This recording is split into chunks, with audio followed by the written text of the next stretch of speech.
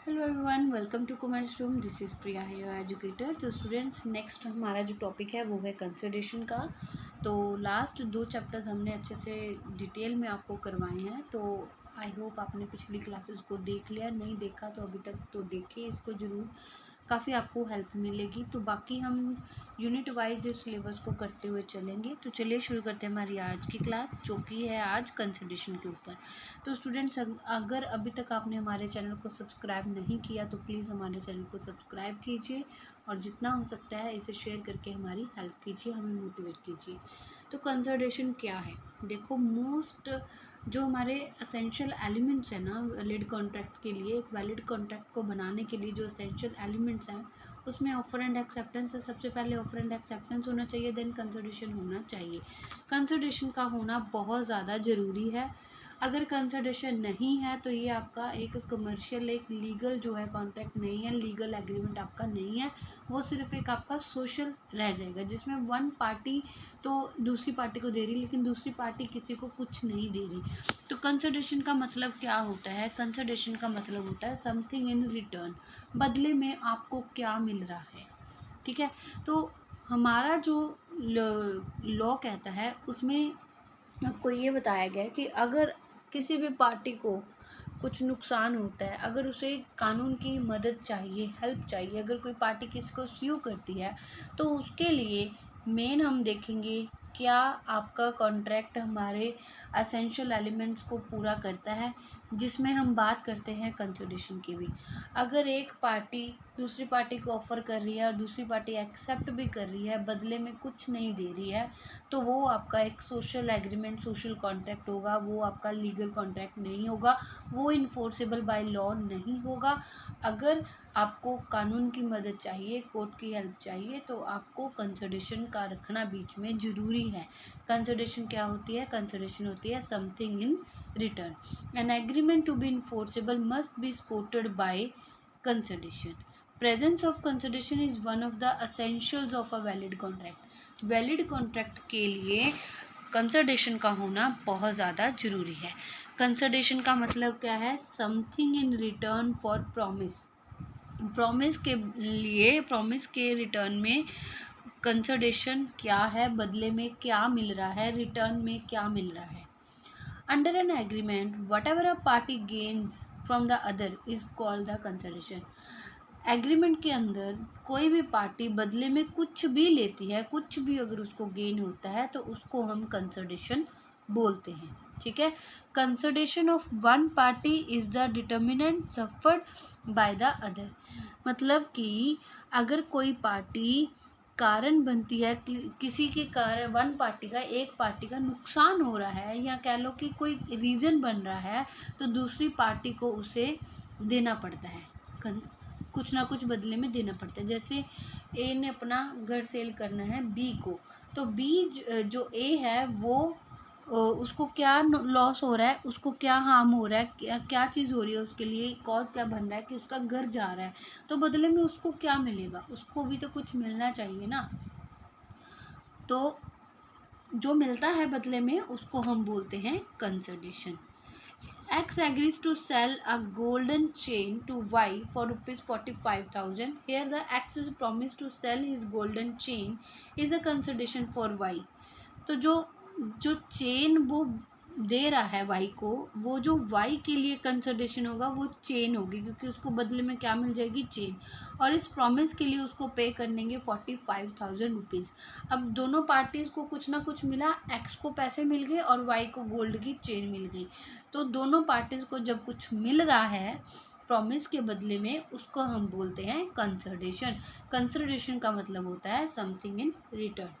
Okay, consideration is the price for which the promise of the other is brought and the promise is given for the value is enforceable। तो consideration क्या है? एक price है जो promise के बदले, जो प्रॉमिस के लिए किया जाता है, पे किया जा सकता है, ये कह सकते हैं। ठीक है। और जिसकी कोई वैल्यू होती है। ठीक है। इसकी वैल्यू भी होनी चाहिए, वो इन्फोर्सेबल होगा। कोई ऐसे ही छोटा मोटा कंसिडरेशन या छोटी सी कमिटमेंट जिसकी कोई वैल्यू नहीं है कानून की नज़रों में, वो चीज़ आपकी कंसिडरेशन नहीं बन सकती है। डिटेल में हम इसको पढ़ते हैं। देखो, कंसिडरेशन का जो क्वेश्चन है 5 मार्क्स का स्टूडेंट्स, वो भी आपको आ सकता है। कंसिडरेशन क्या होती है इसके बारे में बताइए। तो it is something which of some value in the eyes of law. ये क्या है? ये वो है जिसकी कानून की नज़रों में कुछ वैल्यू है। ठीक है, जिसकी कानून की नज़रों में कुछ वैल्यू है, जो एक पार्टी किसी को अपनी चीज़ दे रही है, कोई गुड्स वगैरह कुछ भी दे रही है, तो बदले में उसको जो बेनिफिट मिल रहा है उसको हम बोलते हैं कंसिडरेशन। ठीक है, quid pro quo means something in return. ये क्या है? बदले में कुछ मिलने वाला है, something in return. A most commonly accepted definition of consideration is given in the famous, ये छोड़ो, सम राइट, इंटरेस्ट, प्रॉफिट और benefit accruing to one party. ठीक है, some forbearance, determinant, loss, responsibility given, suffered और undertaken by the other. एक को right मिल रहा है, कोई भी वस्तु है उसके लिए उसने प्राइस पे कर दिया, कीमत अदा कर दी उसकी, तो उसको राइट मिल जाएगा उस चीज़ के ऊपर। अगर उसने पैसे दिए हैं तो उसको इंटरेस्ट मिल रहा है, प्रॉफिट मिल रहा है, बेनिफिट मिल रहा है। एक पार्टी को बेनिफिट हो रहा है और दूसरी पार्टी जो है उसको लॉस भी हो सकता है, रीज़न भी हो सकता है हार्म का, उसकी रिस्पॉन्सिबिलिटीज़ भी हो सकती है। तो ये सारी चीज़ें हैं कंसिडरेशन के लिए बताई गई हैं फेमस इंग्लिश बुक के अंदर। ठीक है, क्योर वर्सेस मिजाज केस के अंदर आपको बताई गई है। Section 2D subsection D of the Indian contract act क्या डिफाइन करता है कंसिडरेशन के बारे में? जो कंसिडरेशन होनी चाहिए at the desire of the promisor, promisor के डिज़ायर पर होनी चाहिए, जो मेक करता है, जो ऑफर को देता है। ठीक है, जो पर्सन ऑफर कर रहा है, ऑफरर, प्रोमिसर भी हो गया वो। ठीक है, तो वो पर्सन, उसकी डिज़ायर पर होनी चाहिए consideration. The promisee or any other person has done or abstain from doing, किसी को किसी काम के लिए रोकना। To stop yourself from doing something that you enjoy, जो आप इंजॉय कर रहे हो उसको कुछ करने के लिए रोकना। डज और abstain फ्रॉम डूइंग और promises टू डू और abstain फ्रॉम डूइंग, कुछ करना, कुछ प्रॉमिस करना कि मैं तेरे लिए ये कर दूंगा, या जो वो पर्सन कर रहा है उसको उस चीज़ के लिए रोकना। ठीक है, तो उसको हम किसकी डिज़ायर पर ले रहे हैं? प्रोमिसर की डिज़ायर पर ले रहे हैं। समथिंग सच एक्ट और absence a promise is called the consideration for promise. तो ये जो समथिंग एक्ट है, कुछ जो चीज़ें हैं जो आप एक्ट करते हो इसके लिए, तो उसको हम क्या कहते हैं? उसको हम कंसिडरेशन कहते हैं। ठीक है, तो कंसिडरेशन क्या है, इसके लिए एसेंशियल्स क्या क्या सेटिस्फाइड होने चाहिए? Consideration must be given at the desire of the promisor, promisor की डिज़ायर होनी चाहिए कि वो इस चीज़ के लिए एग्री करता है, वो इस चीज़ को लेके सेटिस्फाइड है, उसकी डिज़ायर होनी चाहिए, उसकी इच्छा होनी चाहिए। अगर उसे कैश चाहिए तो उसे कैश ही चाहिए, उसकी डिज़ायर है ये। कंसिडरेशन में be given by the promisee or any other person, जो कंसिडरेशन है वो प्रोमिसी देगा या उसके बिहाफ पर कोई और पर्सन देगा। कंसिडरेशन पास्ट भी हो सकती है, प्रेजेंट भी हो सकती है और फ्यूचर भी हो सकती है। There must be some act, abstinence और a promise by the promisee which constitutes the consideration for the promise. ये कुछ एक्ट भी हो सकता है, किसी चीज़ को ना भी करना हो सकता है, कोई प्रॉमिस भी हो सकता है। ज़रूरी नहीं है कि कैश ही होना चाहिए, बदले में कुछ ना कुछ चीज़ ही मिलनी चाहिए, वो प्रॉमिस भी हो सकता है, वो आज की डेट में भी हो सकता है, वो फ्यूचर के लिए भी हो सकता है। ये सारी चीज़ें जो है प्रॉमिस के लिए क्या बनाती है? कंसिडरेशन बनाती है। ठीक है, आई होप यहाँ तक आपको क्लियर हो। आगे क्या कह रहे हैं कंसिडरेशन के लिए? Consideration is something of value which the promisee has gives or promised to given in the return for the promise. Consideration something, कोई चीज़ है, कुछ ऐसी है वस्तु, कोई ऐसी चीज़ है, something है जिसकी वैल्यू है, जो कि promisee देता है या देगा। ये एक वादा भी हो सकता है, प्रॉमिस भी हो सकता है कि वो देगा बदले में, प्रॉमिस के लिए। ठीक है, जो उसे चीज़ मिल रही है। It doesn't mean the payment of money only. Consideration का मतलब सिर्फ मनी से नहीं है कि मनी की पेमेंट कर दी तो कंसिडरेशन होगी। Forbearance to sue is a good consideration. Forbearance to sue क्या होता है? इंटेंशन होता है, ठीक है, जैसे किसी राइट को छोड़ देना। अब जैसे एक पर्सन है ए और उसने बी से पैसे लेने थे। पर्सन ए ने बी से पैसे लेने थे, लेकिन जो बी है वो नहीं दे रहा है पैसे। ए जो है वो क्रेडिटर है, बी जो है वो डेटर है, वो नहीं दे रहा। अब ए के पास ये राइट है कि वो बी को स्यू कर सके और अपनी पेमेंट को रिकवर कर सके। बट अगर ए जो है बी की रिक्वेस्ट पर फॉरबिडेंस टू स्यू अपना ये राइट छोड़ देता है, कुछ ऐसा कर देता है कि वो डिले हो जाता है या अपना राइट को छोड़ देता है, उसको स्यू नहीं करता, उसकी टर्म्स एंड कंडीशन पर उसे और टाइम दे देता है, कुछ टाइम एक्सटेंड कर देता है, उसे बोलते हैं हम फॉरबिडेंस टू स्यू। ये भी एक अच्छी कंसिडरेशन है। Promise can be a consideration for another promise. एक प्रॉमिस दूसरे प्रॉमिस के लिए, प्रॉमिस के बदले प्रॉमिस भी एक अच्छी कंसिडरेशन हो सकती है। अ सिंगल कंसिडरेशन में support more than one promise. एक सिंगल कंसिडरेशन भी एक प्रॉमिस के लिए, मोर देन वन प्रॉमिस, ज़्यादा सारी चीज़ों के लिए एक कंसिडरेशन होना भी अच्छी होती है, गुड में कंसिडर किया जा सकता है, कंसिडर कर सकते हैं। It can also consist in the performance. Settlement of dispute can be a good consideration for promise. वही dispute को settle कर लेना अपने लेवल पर ही, किसी को नहीं बीच में हेल्प लेना, तो वो भी एक अच्छी कंसिडरेशन है। But mere doing of a thing which a person is already legally bound to do is no consideration for a new promise in his favor. ये चीज़ में क्या कह रहे हैं कि अगर कोई पर्सन ऑलरेडी लीगली उस चीज़ के लिए बाउंड है कि उसको ये चीज़ करनी ही है, तो उस केस में वो कंसिडरेशन नहीं हो सकती नए प्रॉमिस के लिए।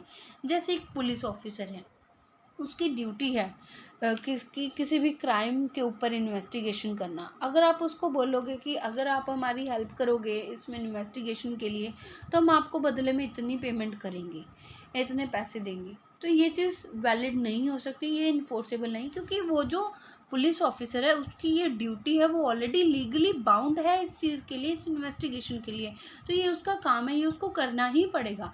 तो यही चीज़ कह रहे हैं कि ये जो है bound to do is no consideration, यहाँ पे नई कंसिडरेशन नहीं है। अगर वो पैसे दे रहे हैं तो बदले में जो उनको इन्वेस्टिगेशन में हेल्प कर रहा है पुलिस ऑफिसर, तो पुलिस ऑफिसर जो उसको हेल्प कर रहा है, जो उसको प्रॉमिस कर रहा है उसकी हेल्प करने के लिए, वो वैलिड कंसिडरेशन नहीं होगी। आई होप यहाँ तक आपको क्लियर होगा। नेक्स्ट कुछ एग्जाम्पल्स के ऊपर बात कर लेते हैं।